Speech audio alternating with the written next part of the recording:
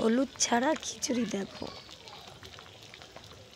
কি সুন্দর রান্না হয়েছে। হলুদ ছাড়া খিচুড়ি। হ্যালো বন্ধুরা, গুড মর্নিং সবাইকে। সবাই কেমন আছো? সবাই অনেক ভালো আছো, আমরাও ভালো আছি। বুলটি বিষয় চ্যানেলে তোমাদের সবাইকে স্বাগত। নতুন একটা ভিডিওতে সবাইকে ওয়েলকাম আর অনেক অনেক ভালোবাসা। তো দেখো সকাল সকাল পুচু উঠে গেছে, এখনও নিচে নামবে। তো নিচে তো নামতে পারছে না, ওইখানে এসে বসে থাকে আর কান্নাকাটি করছে যাতে ওনাকে কোলে নাও। কোল থেকে তারপর ঘুরে বেড়াও নিয়ে, তারপরে ওনাকে কোলে নিয়ে এই দেখো আমি ঘুরে বেড়াচ্ছিলাম। তারপরে ঘোরা হয়ে গেছে, ওনাকে রেখে এখন তো রান্না বান্না করতে হবে। আর বন্ধুরা প্রচণ্ড শরীরটা খারাপ, ঠান্ডা লেগেছে, গলার ভয়েস শুনে বুঝতেই পারছো। তো ওই দেখো রান্না করতে চলে এসেছি। আর জিতু স্কুলে যাবে, ওর টিফিন দিতে হবে। তোর জন্য রুটিটা একটু সেকে আর একটা কলা দিয়ে ওর টিফিনে আজকে দেবো। তারপরে এই দেখো আজকে খিচুড়ি রান্না করছি। খিচুড়িটা সাদা সাদা হয়েছে, দেখতে কেমন লাগছে কিন্তু খেতে খুব টেস্টি হয়েছিল। কালার ডাল দিয়ে, আলু দিয়ে, বটবড়ি, সিম, ফুলকপি, গাজর দিয়ে রান্না করেছি। তো গরম গরম যে কোনো জিনিস রান্না করে খেলে খুব ভালোই লাগে। তো রান্না হয়ে গেছে, সবাইকে খেতেও দিয়ে দিয়েছি, সবাই খেয়েও নিয়েছে। তারপরে পুচুকে নিয়ে একটু দোকানে এসেছিলাম আমি। তো ওদের দাদাভাই খেতে গিয়েছিল বাড়িতে। আর পুচু দেখো কি করছে, ওইখান থেকে দেখো দোকান থেকে বেরিয়ে রাস্তায় বেরিয়ে গেছে।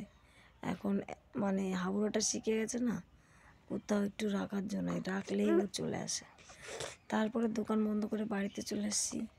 এবার আজকে হচ্ছে 5 দিন হয়ে গেল, আর শীতের জামা কাপড় 2-3 দিনে শুকায়। তো আজকের থেকে কিছু ধোয়া শুরু করলাম যাতে কিছু কিছু কমে। এবার আমার না প্রচুর জামা কাপড়, প্রচুর শোনা। আর আমার বলতে কি সবারই এরকম হবে। তো আমি আর তোমাদের দাদাভাই মিলে দুজনে অনেক জামা কাপড় ধুয়ে মেলে দিয়ে এসেছি। তারপরে এখন জিতুকে স্কুলে আনতে যাচ্ছি দেখো।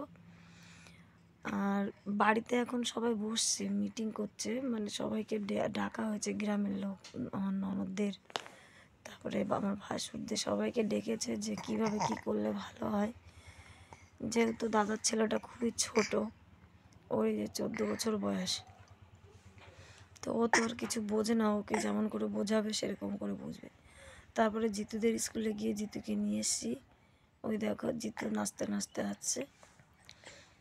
তারপরে বাড়িতে চলে এসেছি, বাড়িতে এসে পুচুকে ঘুম পাড়িয়ে রেখে তারপরে দেখো সন্ধ্যা লেগে এসছে, সন্ধ্যা দিয়ে দিয়েছে। আর এইদিকে দেখো এই চেয়ার, আরও চেয়ার ছিল, সব ঘরে নেওয়া হয়ে গেছে কিছু, এইখানে সবাই বসে কথা বলছিল।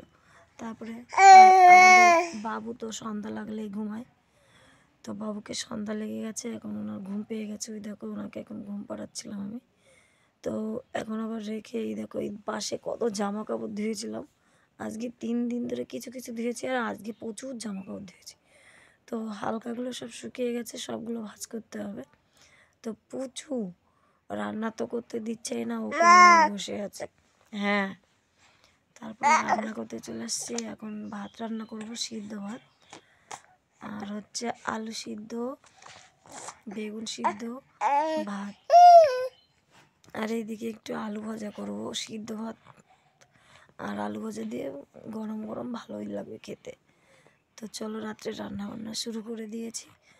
আর এইদিকে এখন পুচুকে আজকে বাড়িতে কোলে নেওয়ার মতো অনেক মানুষই আছে। আমার ননদ কোলে নিয়েছে, ননদের বর জামাইবু এসে উনিও কোলে নিয়েছে। তারপরে রান্না করছি দেখো, ভাতটা প্রায় হয়ে এসছে, আর এখন আলুটা ভাজা করব। তাই দেখো আলুটা কেটে নিয়েছি। তো রান্না বান্না হয়ে গেছে, তারপরে সবাইকে খেতেও দিয়ে দিয়েছি। আলু মাখা, টমেটো মাখা, বেগুন মাখা, আর হচ্ছে আলু ভাজা। তো জিতুকে ওর বাবা ভাতটা মাখিয়ে দিচ্ছে, আর আমি এদিকে মুখোশকে নিয়ে বসে আছি। আর এতটা ঠান্ডা লেগেছে, নাক মুখ সব ফুলে গিয়েছে, কথা বলতে খুব কষ্ট হয়ে গেছে, নাক মুখ বন্ধ হয়ে গেছে।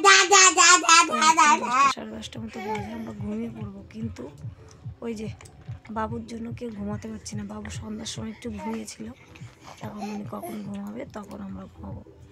জিতু বলছে দেখো মা তোমার ছোটো ছেলে কি বলে, আর এদিক ওদিক সবাইকে ঘুরে ঘুরে দেখছে আর ওরকম করছে। তো ফাইনালি জিতুকে আর অঙ্কুশকে ঘুম পাড়িয়ে রেখেছে। আর দেখো সব জামা কাপড় সবার তো আলাদা আলাদা করে ভাঁজ করে রেখে দিয়েছি।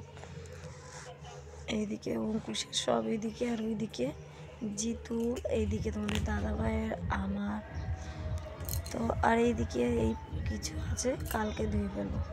তো আজকের মতো এই ভিডিওটা বন্ধুরা, বাই বাই, গুড নাইট।